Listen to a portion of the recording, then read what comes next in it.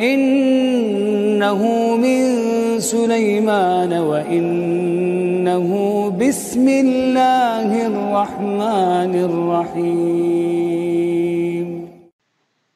Assalamualaikum warahmatullahi wabarakatuh. Alhamdulillahirabbil alamin. Wassalatu wassalamu ala Rasulillah sallallahu alaihi wasallam. Sahabat berkah, salat adalah rukun Islam yang kedua setelah membaca syahadat. Salat adalah ibadah yang wajib dilakukan oleh setiap muslim yang sudah balik dan berakal sehat pada waktu-waktu yang telah ditentukan.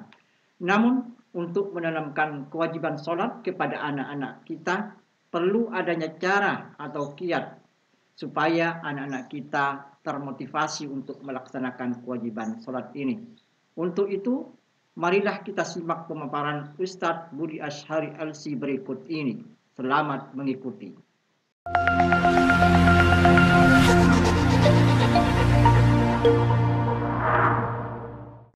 Abna 7 sinin wadribuhum 'alaiha wa abna 10 sinin wa farriqu bainahum fil madaji'. Ajari anakmu, perintahkan anakmu sholat umur 7. Pukul anakmu kalau 10 tahun belum sholat. Dan pisahkan tempat tidurnya. Oke, ada 7, ada 10. Ya. 7, para ahli ilmu menyebut ini adalah awal tamyiz. Awal usia tamyiz. Tamyiz itu artinya kemampuan memilah. Kemampuan memilah, kemampuan membedakan. Ini pahit, ini manis, ini panas, ini dingin, ini baik, ini tidak baik, ini bahaya, ini manfaat. Anak 7 tahun sudah harus bisa. Jadi kalau nanti kita punya anak 7 tahun kok belum bisa memilah, itu ada yang salah tuh, Pak. Ya, kalau sampai ada yang nggak bisa memilah di 7 tahun, ada yang salah di sebelumnya berarti. Ya. Karena anak sudah mulai bisa memilah, artinya dia sudah mulai bisa memakai akalnya dengan lebih baik. Dia bisa memilah dengan akalnya. Di saat itulah maka perintah utama dan pertama yang wajib adalah sholat itu masuk. Di saat seperti itu. Tamyiz. Masuklah sholat. Sholat masuk itu tugas Anda memerintah. Banyak pembahasan tentang tema di sini. Tentang usia 7 tahun. Dan itu usia mulai diperintah. Kalian tahu perintah ya? Teman-teman tahu perintah ya? Perintah itu ya perintah. Ayo nak sholat. Ayo zuhur. Ayo ke masjid. Itu perintah. Nanti ada pertanyaan tentang bagaimana sebelum 7 tahun. Itu ada pembahasan sendiri. Ya, tapi perintah itu 7 tahun. Nah, para ahli ilmu mengkiaskan, menyampaikan. Apakah juga di umur 7 itu anak mulai diperintah untuk ibadah lain seperti puasa Ramadan ini contohnya? Ya? Sebagian ahli ilmu mengatakan iya. Karena tidak ada ayat dan hadis yang khusus tentang kapan anak mulai diajari puasa, maka dikiaskan dengan hadis itu. Karena hadis itu adalah memerintahkan tentang kewajiban besar yaitu sholat. Maka ini juga kewajiban besar yaitu puasa. Diperintah iya, tapi baru latihan tentu. Sebagaimana mereka baru latihan sholat. Namanya baru latihan sholat teman-teman ya kadang jalan, kadang mogok, kadang nggak sholat, kadang sholat di awal waktu, kadang sholat sudah mau akhir, kadang ada sholat jamak takdim, jamak takhir ya kan. Namanya juga latihan, namanya baru latihan. Tapi Anda harus perintah, terus perintah.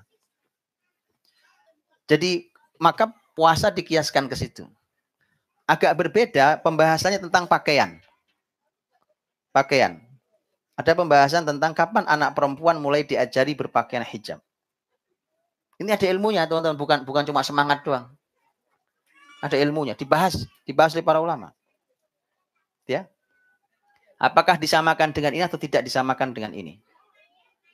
Ya, oke. 7 tahun, itulah mengapa Quran mengatakan tentang sholat. Quran mengatakan, wa'mur ahlaka bis salati wastabir 'alaiha. Perintahkan keluargamu sholat dan bersabarlah atas hal itu. Jadi nyuruh anak sholat itu, Bapak Ibu, itu harus sangat sabar. Sabarnya tidak sabar biasa. Bukan wasbir. Wasbir itu dan bersabarlah. Dalam bahasa Arab, wasbir itu dan bersabarlah. Quran tidak mau wasbir, maunya wastobir. kemasukan huruf to. Kalau wasbir itu wawu, alif, sod, ba, ro. Wasbir. Artinya dan bersabarlah.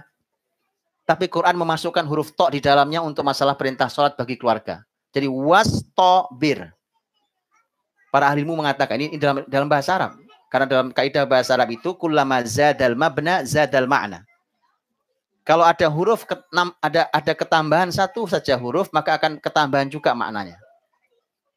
Itu bahasa Arab. Jadi wasbir dengan wastobir artinya sama-sama sabar. Tapi yang wastobir Allah menginginkan kesabarannya berlipat-lipat.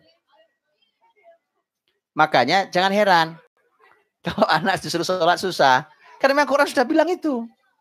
Jadi mohon yang sabar, yang sabar, yang sabar, yang sabar. Berlipat ganda kesabarannya. Wastabir alaiha.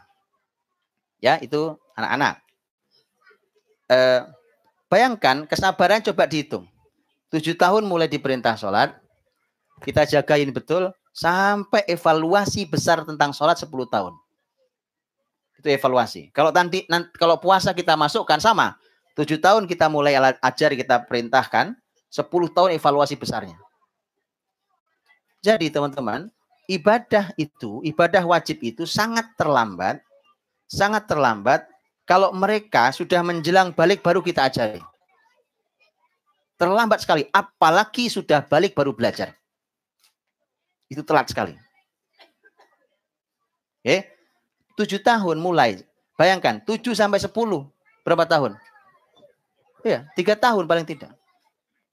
3 tahun, itu 3 tahun, kali berapa hari dalam setahun, kali 5 waktu.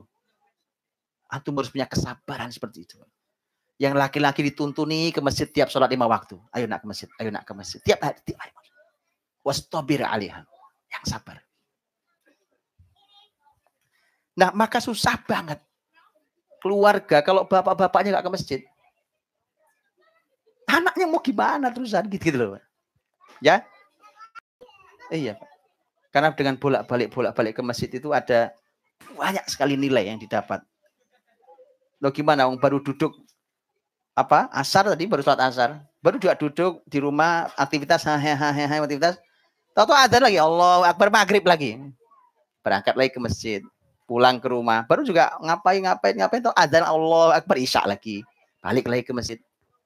Bayangkan itu yang sebenarnya salah satu targetnya adalah rajulun qalbuhu mu'allaqun bil masajid. Yang dimau dia bolak-balik. Begitu hidup sepanjang hidupnya 5 waktu di masjid itu supaya dia menjadi orang yang hatinya digantung di masjid. Mu'allaq itu digantung. Jadi gini, maksud digantung. Kita karena masjid urusan laki-laki yang sebenarnya lebih utama. Bapak ini nanti habis ini kita keluar dari masjid. Tapi Anda tahu hati Anda ketinggalan di sini. Digantung di masjid sini. Ini hati-hati teman-teman semua ditempel di sini. Kalau sudah seperti itu teman-teman, Anda akan selalu merindukan masjid. Karena Anda tahu hati Anda nggak Anda bawa. Hati Anda ada di masjid, digantung di masjid. Dan saya sudah bicara masjid kemarin panjang lebar. Kalau laki-laki betah di masjid kayak kemarin itu. Saya pahami. Makanya peradaban di situ mulainya. Ya, di situ nyangkut masuknya di situ. Makanya Allah berfirman. Surat An-Nur 35, 36, 37. 36 fi buyutin adzinallahu an turfa'a wa yudhkara fiha ismuhu yusabbihu lahu fiha bil ghudwi wal asal rijal. Jadi yang ke masjid itu laki-laki. Laki-laki itu spesial memang tema masjidnya. Rijalul la tulhihim tijaratu wala bai'un an dzikrillahi wa iqamis salati wa ita'iz zakati yakhafuna yawman tataqallabu fihil qulubul absar. Kaum laki-laki. Ya. Dan itu saya sering bilang juga, kalau mau nyari mantu Anda harus cari yang ada di masjid. Kok mantu absen di masjid, nggak pernah ada di masjid, coret dari calon mantu. Itu bukan laki-laki. Karena yang laki-laki sejati itu adalah yang mampu ke masjid. Kadang teman-teman kita ini jagoan bela diri. Wah itu gym itu rajinnya minta ampun. Badan keker-keker. Tapi ke masjid nggak kuat. Jalan kaki ke masjid nggak kuat. Lemes dia. Iya. Makanya yang laki-laki sejati, rijal. Teman-teman kata rijal artinya apa? Laki-laki kan? Di dalam bahasa Arab kata rijal, jamak dari kata rojul. Itu terkandung di dalamnya kata rujulah. Akar katanya rujulah. Tahu rujulah? Rujulah itu artinya dalam bahasa Indonesia jantan. Tahu jantan? Bukan cuma laki-laki, karena ada laki-laki yang tidak jantan. Paham ya? Jadi terkandung di dalam kata rijal, itu ada kata rujula. Jadi kalau Anda ingin, putri Anda ingin mendapatkan laki-laki yang jantan, itu yang rajin ke masjid. Itu orang dahsyat. Sahabat berkah, demikian tadi pemaparan Ustadz Budi Ashari Alsi tentang cara mengejarkan sholat kepada anak. Semoga bermanfaat. Assalamualaikum warahmatullahi wabarakatuh.